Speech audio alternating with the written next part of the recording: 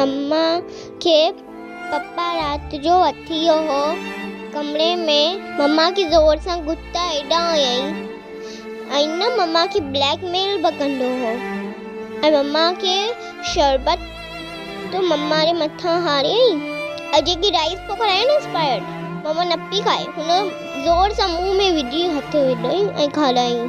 पहिरों वारी लड़ाई में मूंखे न हेठि किरायईं चमाट हली ज़ोर सां, बसि पंहिंजो साह बंदि करे वरितो ऐं वई हली मथे जन्नत में।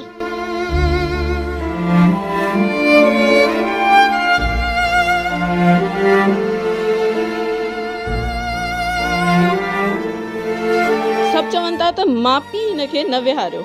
मुआशिरो सिखाए इहो थो की धीउ खे त पेका बि मल्हाइजां साहुरा बि मल्हाइजां। हू मतिलबु न माइटनि जी इज़त थी लाहे सघे न मुड़ुस जी। दोस्त हुन सां मिलियल हुया, हमेशह खां हुनखे मतिलबु हुनजे ख़िलाफ़ु भड़काईंदा हुया। मुंहिंजी हर न्याणी लाइ इहा ई दुआ आहे त अलाह साईं कंहिंजी न्याणी जो अहिड़ो नसीब न करे जो बर्दाश्त कंदे कंदे मरी वञे।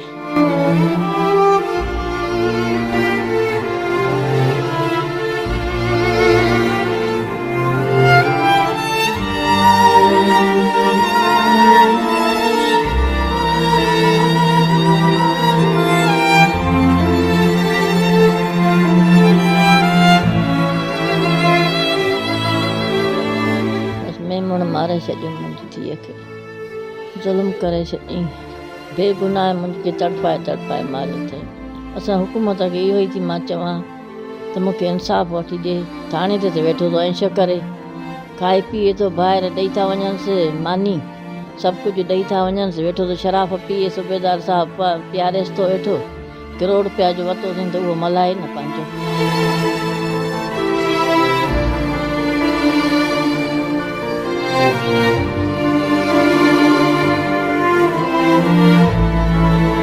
जाए सरजमीन से भी जो एविडेंस थे हमने कलेक्ट कर लिए हैं और वो मंडे को केमिकल एग्जामिनेशन के लिए कराची भेजे जाएंगे। जो भी एविडेंस हमने कलेक्ट कर लिया है, जो अक्यूज्ड है वो हमने अरेस्ट कर लिया।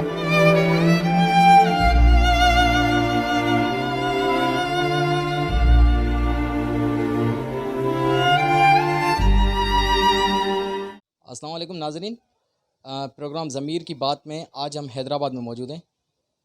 नाज़रीन, कुछ दिन कबल हैदराबाद में शोहर के हाथों तशद्दुद होते हुए एक उनकी ज़ौजा जो है हलाक हो गई थी। इस सिलसिले में हम उनके लॉयगिन के पास पहुँचे हैं और उनके वर्सा से बातचीत करते हैं कि ये आखिर मामला था क्या। इस वक्त हम मौजूद हैं हैदराबाद में मकतूला के घर पे जो तशद्दुद से हलाक हुई थी। उनके भाई हैं सनाउल्लाह बुलेदी, जिसके साथ हम आज मौजूद हैं और उनसे पूछते हैं कि ये असल वाक़या था क्या। जी सनाउल्लाह। जी, बेसिकली इशू ये था कि हमारी सिस्टर की शादी हुई थी 10 साल पहले उमर खालिद हैदर मेमन के साथ। वो लड़का जो है वो रिटायर्ड सेक्रेटरी इरिगेशन का बेटा था और उस वक्त वो ऑस्ट्रेलिया में रिज़ाइडिंग था। जब शादी हुई थी उसके बाद यहाँ आया था। यहाँ आने के बाद शादीशुदा ज़िंदगी उनकी अच्छी चल रही थी। कुछ अरसे बाद से उनके फिर डोमेस्टिक इश्यूज़ शुरू हो गए, लेकिन वो आहिस्ता आहिस्ता शिद्दत इख्तियार करते गए। उसमें हमने भी बिंग फैमिली रेजिस्टेंस बेशक शो की, उसे पुलिस से अरेस्ट कराया था 2-3 बार। हमने एडवोकेट से, लॉ फर्म से भी कंसल्ट किया था। वुमेन राइट्स और डोमेस्टिक वायलेंस के ख़िलाफ़ जो इदारे हैं उनसे भी राब्ते हुए थे, लेकिन एंड रिज़ल्ट में वो प्रेशराइज़ करता था हमारी बहन को कि मैं तुमसे बच्चे छीन लूँगा। 4 उसके बच्चे हैं। बड़ी वाली 8 साल की है बेबी, सबसे छोटी जो है वो 2 साल की है। तो उस बच्चे छीनने के उसमें बच्चे छीनने के धमकियों के साथ साथ 1-2 बार उसने बच्चों पे भी टॉर्चर किया था, जो वो बच्चे खुद विटनेस हैं अभी उस चीज़ के। बच्चों पे भी टॉर्चर किया था। एक बार वो टॉर्चर इतना इंटेंस था कि उसने अपनी 2 साल की बच्ची का हाथ भी तोड़ दिया था, जो कुछ अरसे तक टूटा हुआ था। तो उसके बाद फिर ये हुआ कि क्योंकि वो फाइनेंशियली और इन्फ्लुएंशियली ब्यूरोक्रेसी में, सिस्टम में वो एक ताकत रखता था अपने पैसे और इस चीज़ों की वजह से, तो हम लोग भी थोड़े उसमें थे कि बच्चों की परवरिश तो इशू नहीं था हमारे लिए, लेकिन बच्चों की कस्टडी उनसे लेना और ये चीज़ें। और हमारी बहन भी یہاں پہ انصاف کافی مہنگا ہے، تو اس لیے پھر ہماری بہن بھی اس میں تھی کہ کل کو پھر وہ بچے مجھ سے چھین نہ لے، کسٹڈی واپس نہ لے لے، کل کو جو بیوی جس شخص کے پاس سیف نہیں ہے اس کے پاس بیٹی کہاں سے سیف ہوگی۔ اور اس کی بیٹی نے ان دنوں میں عید سے پہلے جو اس کو میڈیا نے اس کے انٹرویوز کیے تھے، تو ایک انٹرویو میں اس نے یہ بھی کہا تھا جس میں اس نے اینکر نے اس سے پوچھا کہ آپ چاہتی ہیں کہ آپ کے فادر واپس آئیں جیل سے، تو اس نے جواب میں یہ بھی کہا کہ اگر میری ماں کو مار دیا ہے تو دوسرا نمبر اب میرا ہوگا۔ تو اس لیے پھر ہماری بہن نے بھی اس پہ اسٹیپ نہیں لیا کوئی اسٹینڈ، اور نیچرلی وقت کے ساتھ پھر وہ چیزیں کافی انٹینسٹی اختیار کرتی گئیں۔ 15 جولائی کو صبح کو اراؤنڈ 6 سوا 6 بجے ہمیں فون آیا ہاسپٹل سے کسی نمبر سے کہ آپ کی سسٹر فوت ہو گئی ہے، آپ سول اسپتال آ جائیں حیدرآباد۔ ہم لوگ وہاں گئے تو یہ جو اکیوزڈ ہے مرڈرر، وہ وہاں سے اریسٹ ہو چکا تھا، پولیس نے اسے وہیں سے گرفتار کیا تھا۔ ڈیڈ باڈی وہاں پہ پڑی ہوئی تھی، ہم نے لیگل فارمیلٹیز پوری کر کے پوسٹ مارٹم کرایا، انجریز کافی زیادہ تھیں، اور اس کے بعد پھر پوسٹ مارٹم کے بعد ہم لوگ پولیس سے پرمیشن لے کے ہم نے تدفین کی۔ اس کے بعد تدفین کے بعد جب شام کو ہم گئے ایف آئی آر کرانے، تو وہاں پہ الگ الگ مطلب فارمیلٹیز وہ بتا رہے تھے کہ جی آپ نے یہ غلط کیا، آپ نے یہ غلط کیا، یہ آپ کو نہیں کرنا چاہیے تھا، آپ کو لا کی نالج ہونی چاہیے ورنہ آپ سزا کے حقدار ہیں۔ مرڈر کے کیس میں اکیوزڈ سزا کا حقدار نہیں تھا اس وقت تھانے میں کیونکہ پی پی سی یا سی آر پی سی کا کوئی سیکشن مجھے یاد نہیں ہے، تو میں سزا کا حقدار تھا اس ملک میں۔ میں نے انہیں سمپل جواب دیا کہ بھائی میرے گھر میں روز کوئی میری بہن کو نہیں مار کے جاتا، میری بہن فوت ہو گئے، نیچرلی آپ کو کوئی نیند سے اٹھا کے کہے کہ تمہاری بہن مر گئی یا لاش لے جاؤ، اس وقت میں یہ سوچوں گا کہ پولیس سے یہ مجھے ویریفائی کرانا ہے، یہ نہیں کرانا، یا میں اس پروسیس سے جب نہیں گزرا، یا تو آپ پولیس ہیں، آپ جو ہے ایک کیمپین چلائیں اویئرنیس کی، پبلک کو پتہ چلے۔ یہ تو پاکستان میں کرائٹیریا نہیں ہے جہاں پہ الٹریسی ریٹ 50-60% سے زیادہ ہے۔ تو اس کے بعد پھر ہم وہاں سے نا امید ہو کے پہلے دن واپس آئے، کافی ریزنز تھی، نیچرلی لوور لیول کے پولیس آفیسرز اپنے ہائر اپس کو پھر وہ مس گائیڈ کر رہے ہوں گے، ہائر اپس کے ذہن میں ایک بات ہوگی، نیچے کہانی دوسری تھی۔ پھر ہم نے سوشل میڈیا پہ وومن رائٹس ایکٹیوسٹ سے اور ہیومن رائٹس کے جو ایکٹیوسٹ تھے ان سے رات کو رابطے کیے، ان کے ہم شکر گزار ہیں، انہوں نے اسی وقت ہمیں ریسپونڈ کیا، اسی وقت انہوں نے ڈی آئی جی، additional I G, S S P, S H O سب سے بات کی۔ پھر ہمیں دوبارہ انہوں نے بلایا کہ رات کو 2 بجے آپ آئیں ایف آئی آر کرتے ہیں، 2 بجے ہم گئے تب بھی ایف آئی آر نہیں ہوئی، تھانے پہ کوئی تھا ہی نہیں۔ پھر ہم واپس آ گئے۔ صبح تک وہ جو سوشل میڈیا اور میڈیا کیمپین تھی ہماری، وہ کچھ ہی گھنٹوں میں اتنا اس نے ہائپ کریٹ کر دیا کہ ایس ایچ او نے پھر ایس ایچ او اپنی بات پہ آیا کہ جی جس طرح آپ کہیں گے ہم ایف آئی آر کرائیں گے، ایف آئی آر ہم کاٹیں گے۔ ویسے بھی کانسٹیٹیوشن بھی ہمیں یہ حق دیتا ہے کہ فریادی لفظ بلفظ اپنی مرضی کی ایف آئی آر لکھوا سکتا ہے۔ ہم نے وہ جو لیگل ڈیمانڈ تھی، جو ایکچوئل اسٹوری تھی، جو ایکچوئل واقعہ تھا، وہی نریٹ کیا ایف آئی آر میں کہ جی اس طرح ہمیں فون آیا، ہم گئے، ہماری بہن کی لاش پڑی ہوئی تھی، ہم نے پوسٹ مارٹم کرایا، پوسٹ مارٹم کے بعد ہمیں یہ ہے کہ اس کے شوہر نے اس پہ تشدد کیا۔ جب دوسرے دن پہ پوسٹ مارٹم رپورٹ ملنی تھی تو بھی ہمیں یہ خدشہ تھا کہ یہ مینیج کریں گے وہ پارٹی، کیونکہ پورا کیس اس میں پوسٹ مارٹم رپورٹ پہ تھا۔ تو وہ بھی ہم نے پھر کیمپین چلائی میڈیا پہ، سوشل میڈیا پہ، لیکن الحمدللہ وہ پوسٹ مارٹم رپورٹ اب تک جو ہے وہ ہمیں مناسب ملی ہے۔ اس میں جو انجریز ہیں، اس میں جو انجریز مینشنڈ ہیں، جو ٹائم ڈیوریشن ڈیتھ اور ہاسپٹل لانے تک کا ہے، وہ تقریباً 2 سے 2.5 گھنٹے ہیں۔ مطلب ڈیتھ کے بعد 2.5 گھنٹے تک پیشنٹ کو، ڈیڈ باڈی کو آپ ہاسپٹل نہیں لے کے آئے۔ اگر آپ کی ایکسیڈنٹل ڈیتھ ہے یا کچھ بھی ہے تو آپ اسے جلدی اسپتال لے جائیں نا، کہ اگر بچنے کے چانسز ہیں تو وہ بچ جائے۔ وہ ہاسپٹل نہیں لے کے آیا، 2-3 گھنٹے اس نے گھر پہ باڈی کو رکھا ہے۔ جو انجریز ہیں، ہم نے جو لیگل یا میڈیکو لیگل ہمارے جو کنسلٹنٹس ہیں جن سے ہم نے کنسلٹ کیا ہے، تو ان کا سمپل 2 لائنوں میں آپ کو بتاؤں کہ وہ کہہ رہے ہیں کہ یہ جو انجریز اس میں مینشن کی ہوئی ہیں، وہ انجریز کوئی انسان کوئی گھریلو تشدد میں کسی کو نہیں دے سکتا۔ یہ مطلب ایک باربیرین ایکٹ ہے، ایک انتہا ہے تشدد کی، کوئی انسان یہ نہیں کر سکتا۔ یہ کوئی درندہ صفت ہے ایک بندہ جس نے ایسا کیا ہے۔ اور اس نے مرڈر کیا ہے اپنی وائف کا بچوں کے سامنے. میری بہن کی جو بیٹی ہے میری بھانجی 8 ایئرس اولڈ شی از, اور وہ آئی وٹنس ہے. یہ پولیس کو بھی اس نے سارا کیس کرائم سین یہ سب اس نے نریٹ کرایا ہے. بچوں کے سامنے ان کی ماں کو اس نے مارا ہے, اور اس وقت بھی وہ اپنے ڈیلنگ ٹیکٹکس یا دوسرے ٹیکٹکس یوز کر رہے ہیں کہ اس کیس میں کوئی نہ کوئی چیز اپنا پاور پیسہ یا اپنا اسٹیٹس یوز کر کے کوئی نہ کوئی چیز ہم مینیج کریں تاکہ اس معصوم کا جو خون ہے, اس کے بچوں کو جو اس نے یتیم کیا ہے, یہ سارا بہہ جائے. تو ہماری اس میں یہ ڈیمانڈ ہے. تو پہلی بات کہ فیئر انویسٹیگیشن کسی آنیسٹ پولیس آفیسر سے ہونی چاہیے. کیا آپ پولیس کی اس انویسٹیگیشن سے کیا مطمئن نہیں ہیں کیا آپ؟ پولیس کے جو اعلیٰ اختیارات ہیں, اے ایس پی سٹی ہیں یا ایس ایس پی ہیں, وہ تو اپنی طرف سے ہمیں انشور کرا رہے ہیں کہ آپ مطمئن رہیں, انویسٹیگیشن پراپر ہوگی. لیکن ایز اے برادر ہم کوئی رسک نہیں لینا چاہتے, ہمیں ان پہ ٹرسٹ نہیں ہے. وی ڈونٹ ٹرسٹ دیم, کیونکہ پہلے دن ہی جب صبح سے 2 بجے ہمیں ڈیڈ باڈی ملی ہے, صبح 6 بجے سے 2 بجے تک وہ ہمیں ڈاج میں رکھتے رہے. تو اس وقت بھی اگر ایس ایچ او یا انویسٹیگیشن آفیسر اپنا سودا جیب گرم کرنے پہ آ گیا تو اے ایس پی کی نہیں چلے گی وہاں. ٹھیک ہے, تو ہمیں پولیس کی لوور رینک کی, اسپیشلی جو لوور رینک کے پولیس افسران ہیں, ان پہ کوئی ٹرسٹ نہیں ہے. ہم چاہتے ہیں کہ کوئی آنیسٹ, ڈیڈیکیٹڈ اور خدا کا خوف رکھنے والا انسان اس کیس کی انویسٹیگیشن کرے, جس کی ہم نے اپلیکیشن بھی اس سے پہلے فلوٹ کی ہے ڈی آئی جی حیدرآباد کو. اس کے علاوہ ہماری ڈیمانڈ یہ ہے کہ جو میڈیکل ایگزامینیشنس ہیں, جو میڈیکل سیمپلس ہیں, جو ابھی میڈیکل کی قانونی کارروائی رہتی ہے, وہ بھی فیئر ہو. جو حقیقت ہے, جو ہمیں پاکستان کا آئین حق دے رہا ہے, وہ آپ ہمیں دیں. ٹرائل جو ہے وہ بھی فیئر ہو, ماڈل کورٹ میں ہو, تاکہ اسپیڈی جسٹس ملے. کل کو کسی اور کے ساتھ یہ نہ ہو.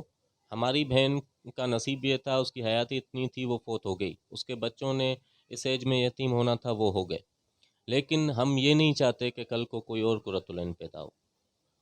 اور اس معاشرے کا یہ دستور ہے کہ ان ایسے مجرموں کو ضمانتیں بھی مل جاتی ہیں, ایسے مجرم باہر بھی چلے جاتے ہیں. 10 لاکھ کی ضمانت دے کے وہ باہر چلا جائے گا, کون روکے گا اسے. اور میری یہ بھی ڈیمانڈ ہے کہ جب تک اس کیس کی ورڈکٹ نہیں آتی, جب تک انویسٹیگیشن اپنے فائنل اسٹیج پہ نہیں پہنچتی, تو ان کے فیملی ممبران اور اس کے جو قریبی دوست ہیں, ان کے نام ای سی ایل میں شامل کیے جائیں, کیونکہ وہ اگر انوالو ہیں اور وہ پاکستان سے باہر چلے گئے تو کل کو واپس نہیں آئیں گے. ٹھیک. ناظرین, مقتولہ قرۃ العین جی जेका वॾी धीउ आहे उहा हिन वक़्तु असां सां मौजूदु आहे. अचो त हुन खां पुछूं था त हीउ वाक़ियो कीअं थियो, हू हुन वक़्तु हुते घर में मौजूदु हुई. मम्मा खे पप्पा राति जो वठी वियो हो कमरे में ऐं गाना हलाया हुई. मम्मा खे ज़ोर सां गुता एॾा हयईं, मम्मा खे बेहोश कयईं. ऐं न सुबुह तक ॾकु पोड़ियसि मम्मा खे. मम्मा जे मुंहुं आहे न, हुनखे ज़ोर सां पट ते ऐं न मथे वारी जेको ॾकु आहे न माइन ते, हो लॻसि. जेको बेड जो कॉर्नर साइड हूंदो आहे, हुते मुंहुं ज़ोर सां हयईं. ऐं न मम्मा खे ब्लैकमेल बि कंदो हो. ऐं न मम्मा खे स्पायर न चांवर राइस खाराईंदा आहिनि न, चांवर हो खारायईं, हेॾा इंस्पायर्ड. ऐं मम्मा खे शरबत तो मम्मा जे मथां हारियईं. पाणी जी बोतलूं आहिनि न, थधो थधो एॾो पाणी थधो हारियईं. ऐं एसी ऐं पंखो हलायईं. ऐं मम्मा खे न जेके बोतलूं बचियूं न, हुननि खे मम्मा खे ज़ोर सां हयईं. ऐं जेकी राइस पोइ खारायो न एक्सपायर्ड, मम्मा न पई खाए, हुन ज़ोर सां मुंहुं में विझी हथु विधईं ऐं खारायईं. ऐं मम्मा ऐं न हिकिड़े पहिरों वारी लड़ाई में मूंखे न हेठि किरायईं चमाट हणी ज़ोर सां. ऐं न मुंहिंजी भेण जो हथु तोड़ियईं. ऐं न मम्मा खे ब्लैकमेल कयईं हिकिड़ी वीडियो ठाहे. वीडियो में मम्मा खे न किनियूं गालियूं ॾींदा आहिनि न, हो ॾिनई ऐं मम्मा खे कमरे में बि वठी वियो हो। मम्मा खे कमरे में वठी वञी न घुटाई ॾिनई, तॾहिं मम्मा पंहिंजो साह बंदि करे वरितो ऐं वई हली मथे जन्नत में। मक़तूला कुरतलैन जी जेका भाइटी आहे, असां हुन सां गॾु हींअर मौजूदु आहियूं। हुन खां पुछूं था त आख़िर हीउ मामिलो छा हो ऐं हीउ कीअं थियो सभु कुझु। ही शादी थी हुई 2012 में ऐं शादी खां पोइ हमेशह मतिलबु कि हू मारंदो रहंदो हो ऐं हू घर असांजे ईंदी हुई त असां हुनखे हमेशह चवंदा हुआसीं त हिनखे छॾे ॾे, डिवोर्स वठि, पर औरत हमेशह खां मजबूर रही आहे। असांजो दीन सेखारे थो कि तलाक सां ॿ ख़ानदान था नाराज़ थियनि ऐं मुआशिरो सभु चवनि था त माउ पीउ हिनखे न विहारियो। असांखे ब्लेम था कनि त छो न विहारियव, छो न पिया खाराए सघो। खाराए केरु न पियो सघे, खाराए त असां हमेशह सघूं पिया। असां वटि सभु कुझु आहे अलाह जो शुक्र सां, ऐं असां हिकिड़ी पढ़ियल लिखियल फैमिली सां बिलोंग था कयूं। हुन जो फादर हिकिड़ो राइटर आहे, पाण हू MBA मतिलबु क्वालिफाइड आहे, पर मतिलबु मुआशिरो सिखाए इहो थो कि धीउ खे त पेका बि मल्हाइजां, सावरा बि मल्हाइजां। हू मतिलबु न माइटनि जी इज़त थी लाहे सघे न मुड़ुस जी। हू मजबूर हुई। अगरि असां मां केरु कंहिंसां ॻाल्हि कंदो न त हिन जो मुड़ुसु हिन सां हीअ थो करे, त हू चवंदी न मुंहिंजो मुड़ुसु हीअं कोन्हे। हमेशह पंहिंजे मुड़ुस जा राज़ माना माण्हुनि खां लिकाईंदी हुई ऐं हू हमेशह हुनखे ब्लैकमेल कंदो हो त ॿार फुरे वठंदसि। हू इन करे ई परेशान थी करे पंहिंजे घर हली वेंदी। हमेशह हर कंहिं चयो त तूं घर वेही रहो, तूं पढ़ियल लिखियल आहीं, तोखे असां ॾींदासीं, तूं वेही रहो। हमेशह असां हुनखे इहो सम्झायो, पर हुनजी इहा ई दुआ हूंदी त आख़िर त हू सुधरंदो न, आख़िर त हू सही थींदो न। केसि ताईं इहो वक़्तु रहंदो। ऐं हर इंसान जी इहा उमेदु हूंदी आहे, हुनजी उमेदु बि इहा ई हुई। पोइ मतिलबु कि उन राति ईअं थियो जो अम्मा खे फ़ोन कई आई त मुंहिंजे लाइ मानी ठाराए, मूंखां चेक ते साइन कराई अथई ऐं मुंहिंजे लाइ मानी ठाराए, सुबुह जो कराची वेंदो ऐं अची वेंदमि। पोइ सुबुह थी त 6 थिया हुया। ओॾीमहिल मुंहिंजे हस्बैंड खे कॉल कई आई त अली भाई मतिलबु कि हुनजी डेथ थी वई आहे। हू रोई करे चए पियो, हमेशह असांखे कॉल्स करे ब्लैकमेल कंदो हुयो त खणी वञो पंहिंजी खे, हीअं कयो वग़ैरह, मतिलबु इलाही कुझु चवंदो त असां मज़ाक सम्झोसीं। वरी असां मतिलबु हिते अची रहंदी हुई न, महीननि जा महीना रहंदी हुई, कोई ईअं न त 1-2 ॾींहं जी इहा ॻाल्हि हुई, महीननि जा महीना रहंदी हुई। मतिलबु ख़ुशी जो 15 ॾींहं ॾिसंदी त 4 महीना उहा असां वटि गुज़ारींदी, त असां छा हुनखे न पिया खाराए सघूं। पोइ असां सम्झो त हीउ नशे में आहे, इहा हरकतूं करे थो। पोइ वरी मतिलबु असां हिते पंहिंजे बोची खे फ़ोन कई त उन चयो त हिते कोन्हे का पंहिंजे घर आहे। पोइ असां हुनखे फ़ोनूं पिया कयूं त हू खणे बि न पई। सुबुह जो 6 बजे जो टाइम हो। पोइ असांखे वरी फ़ोन आई त उन चयो मतिलबु हिकिड़े डॉक्टर फ़ोन खईं ऐं डॉक्टर चयो कि हीउ तव्हांजो छा थो लॻे, त मुंहिंजे हस्बैंड चयो त हीउ असांजो फुफड़ आहे। उन चयो त हिनजी वाइफ जी डेथ थी वई आहे।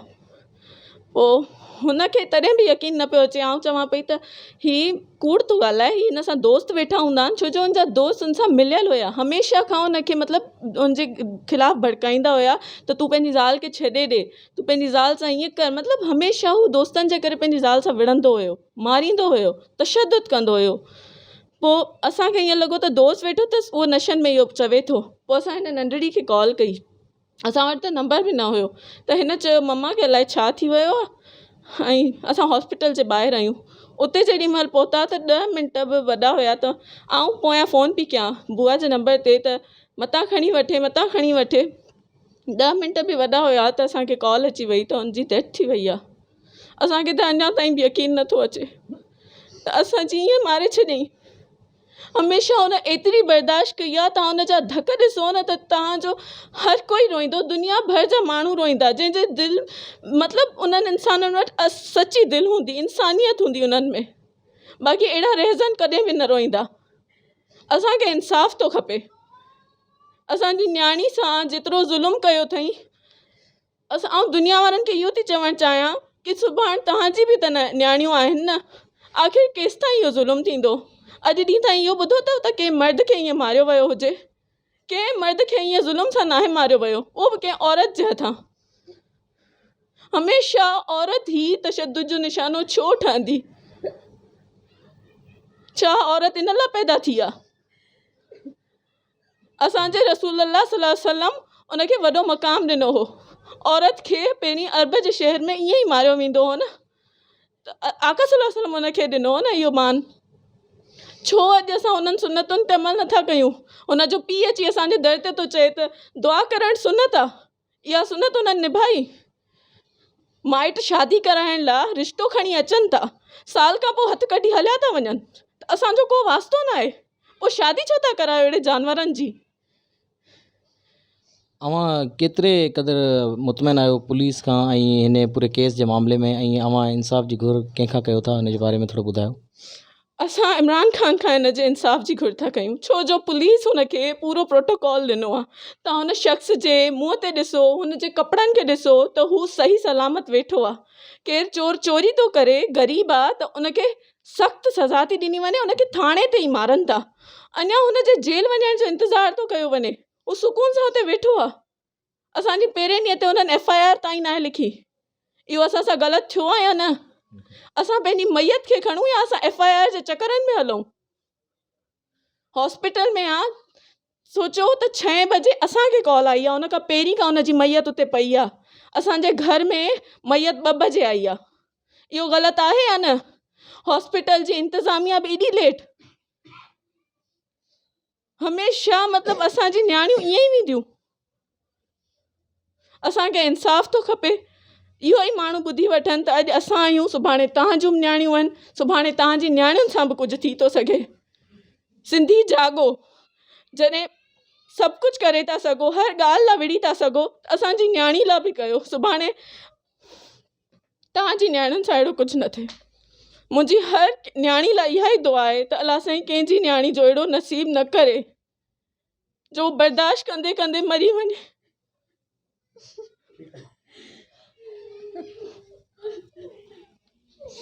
नाज़रीन, इस वक्त हम मौजूद हैं मकतूला किरतुलैन की वालदा के साथ। आइए उनसे पूछते हैं ये क्या मामला था।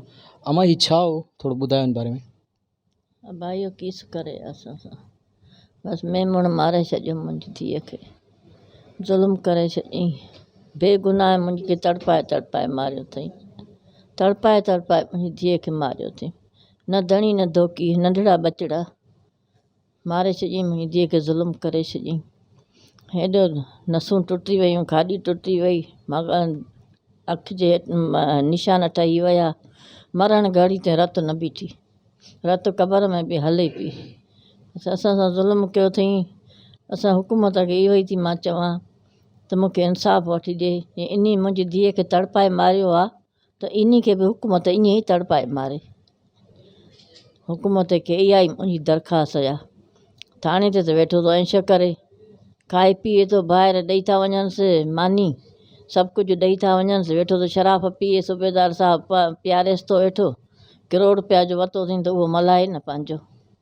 अमा हिन बारे में कॾहिं तव्हांखे तव्हांजी नियाणी ॿुधायो त मूं ते ईअं तशदुद थींदो आहे या मूंसां हीअ मामला ईअं थियनि था या को मसइलो आहे असांजे विच में? बाबा मां धक त ॾिसंदी हुअसि न, ईंदी पाण छॾे वेंदो हुअसि, जा त असां वठी वेंदा ईंदा हुआसीं, फ़ोन कंदी त मूंखे वठी वञो, जा त बज लॻंदो हुअसि, रक्शे ते भॼंदी ॿारनि जा थेला खणी, ॿारनि खे खणी रक्शे ते ईंदी हली। इहे ज़ुल्म त कंदो रहंदो हो, पर अहिड़ो त ज़ुल्म न कयईं न जो सफ़ा उमिरि खां ई मारे छॾियईं। मुंहिंजी नौजवान धीअ वही सां, पाण कुते जी शिकिल त ॾिसो त छा अथसि, कारो हिकिड़ो ठिकर आहे कुनो। मुंहिंजी शहज़ादी धीअ त तस्वीर ॾिठी अथवसि, छा आहे मुंहिंजी धीअ। बसि अवां पुलिस जी जेका हींअर तक कारकर्दगी आहे उन खां केतिरा मुतमिन आहियो, हिन बारे में थोरो असांखे ॿुधायो। न आहियां मुतमिन। पुलिस छा कयो आहे, उनखे कोई चंपो हयो अथनि, अहिड़ो ज़ुल्म कयो अथई नौजवान सां। बच्चा हुनजा 4 बच्चा हुननि जा ॾाढो नज़र नथा अचनि, अंधा आहिनि, पंहिंजी नियाणियुनि भेणुनि वारा कोन्हनि के। सुभाणे ॿियनि सां इहो ज़ुल्म थो थिए त हिननि जी माउ भेण सां बि इहो ई थींदो, इन्हनि जे धीअनि सां बि इहो ई ज़ुल्म थींदो, पोइ कंहिंखे तव्हां ॾींदा। हिन महिल त पर्सूं भरनि था, पंहिंजूं बैगियूं भरनि था दुनिया वठी, पोइ सुभाणे छा कंदा। मूंखे सरकार इंसाफ़ वठी ॾिए, ॿियो मूंखे कुझु बि नथो खपे। मूंखे 10 करोड़नि जी ऑफर अची आहे त केस वापसि वठि। मां चवां थी हुकूमत खे, मां हिनखे 20 करोड़ थी ॾियां पुटु मुंहिंजे हवाले करे। मां जीअं मुंहिंजी धीअ खे तड़पाए तड़पाए मारियो अथई न, ईअं मां हिन जे पुट खे मारींदसि। हुकूमत मारायसि त मुंहिंजी दिलि ते कुझु छंडो पवंदो, न त मुंहिंजी हीअ उमिरि न आहे जो मां जवान धीअ जो लाश अॻियां पियो हुजे ऐं मूंखे अॻियां विसरे नथी। मूंखे इहो बि नथो थिए त मुंहिंजी धीअ मरी वई आहे। मूंखे यकीन नथो अचे, अखियुनि सां ॾिठो आहे पर मूंखे यकीन नथो अचे त मुंहिंजी कुरतलेन मरी वई आहे। मुंहिंजी साबरुनि धीअ, ग़रीबनि जी हमदर्द, मुंहिंजी दुख सुख जी साथियाणी, मुंहिंजी हाल भञाणी थी वई। मूंखां ज़ालिमी ज़ुल्म कयो, मूंखां धीअ खसे वियो, मुंहिंजी बेगुंदरो करे मारियो अथई, हिक घर में भॼंदी पियो अथई। वरी हुनजी वकील थी चए त पेर तिरकी वियो अथसि, कमिणी थोकी पेर तिरकी वियो अथसि, पंहिंजी का कान हूंदसि, धीअ हूंदसि, पंहिंजी औलाद हूंदसि, ख़ुदा जो कोई ॾमर पएसि त पोइ रहण त कूड़ थी हाणे। हरचंद चए छित तो टपो ॾिनो अथई, ॼण सीढ़ी कान्हे त चढ़ी छा थिए वई, सीढ़ी हूंदी आहे त पोइ माण्हू चढ़ी वेंदो आहे। सो बि चइनि बचनि जी मां ख़ुदकशी करे आहे, एॾो ज़ुल्म करेसि पोइ त न कई हाणे बि करे। बसि मूंखे इंसाफ़ वठी ॾियो सरकार खां, बाक़ी ॿियो मूंखे कुझु नथो खपे। इस वक्त हम मौजूद हैं एएसपी सिटी हैदराबाद अलीना राजभर साहिबा के साथ। तो आइए पूछते हैं ये कुरतलेन केस के जो मामला हैं उन पे क्या पेशरफ्त हुई है। जी इस पे एफआईआर दर्ज कर दी गई है और जो मकतूला का पोस्टमार्टम था उसके बाद केमिकल एग्जामिनेशन के लिए सैंपल्स हमने कलेक्ट कर लिए हैं। जाए सरज़मीन से भी जो एविडेंस थे हमने कलेक्ट कर लिए हैं और वो मंडे को केमिकल एग्जामिनेशन के लिए कराची भेजे जाएंगे। जो भी एविडेंस हमने कलेक्ट कर लिया है, जो अक्यूज़्ड है वो हमने अरेस्ट कर लिया है और उसका 5 रोज़ा पुलिस कस्टडी रिमांड हमें मिला है, जिसमें उससे हम मज़ीद तफ्तीश करेंगे कि इंसिडेंट में कैसे हुआ था। प्रिलिमिनरी जो इन्वेस्टिगेशन है वो अभी हम कर रहे हैं। द इंसिडेंट हैज़ हैपेंड, बिल्कुल गलत हुआ है और पुलिस विल इंश्योर के जस्टिस प्रिवेल्स और हम इस केस को कंप्लीट करने में, इन्वेस्टिगेशन करने में कोई भी, वी विल लीव नो स्टोन अनटर्न्ड, केस में जस्टिस हो। जैसे कि वो फैमिली कह रही थी कि पुलिस हमारे साथ कोऑपरेट नहीं कर रही, तो इस मामले में आप क्या कहेंगे कि आप लोगों ने उनके साथ क्या कोऑपरेट किया है और क्या उनके साथ ताउन किया है, ज़रा बताएं। पहले दिन ही जब भी इंसिडेंट हुआ था तो हमने बर वक्त पोस्टमार्टम करवा लिया था। एफआईआर जैसे ही फरियादी इंसिडेंट के नेक्स्ट डे रजिस्टर कर दी गई थी। जाए सरज़मीन पे हम फरियादी के साथ थे जब एविडेंस कलेक्शन के लिए भी जाएं, ताकि कोई भी चीज़ ऐसी ना हो जिसमें फरियादी को लगे कि the police is not cooperating. I was there myself, मैं वहाँ ख़ुद मौजूद थी और मकतूला के भाई और बहन और उनकी बेटी भी मौजूद थी, जिनसे भी हमने चीज़ें पूछ के कि वेदर कोई चीज़ अगर हमसे रह गई हो तो वो हमें आइडेंटिफाई करा दे बच्ची, क्योंकि शी वॉज प्रेजेंट जब ये इंसिडेंट हो रहा था। तो सारी चीज़ें फैमिली को कॉन्फिडेंस में लेके गई हैं। आई होप कि वो इस पे यकीन रखें, the police is on their side. हम कोशिश पूरी कर रहे हैं एंड वी विल इंश्योर कि इसमें बिल्कुल जस्टिस ही हो और किसी भी तरह की मैनिपुलेशन इस वक्त तक आई वुड नॉट से हो रही है in any case. Police is making sure everything is held as per law and on absolute merit. नाज़रीन, आज के प्रोग्राम में हम हैदराबाद में जो बेदर्दी से कत्ल की गई कुरतलेन थी उसके लवाहिकीन से मिले और उसके बाद एएसपी सिटी के से हमने मालूमात ली और इस केस की सारी मालूमात आप तक पहुंचाई। और अब हमें इजाज़त दीजिए, इंशाअल्लाह अगले प्रोग्राम में आपके साथ होंगे।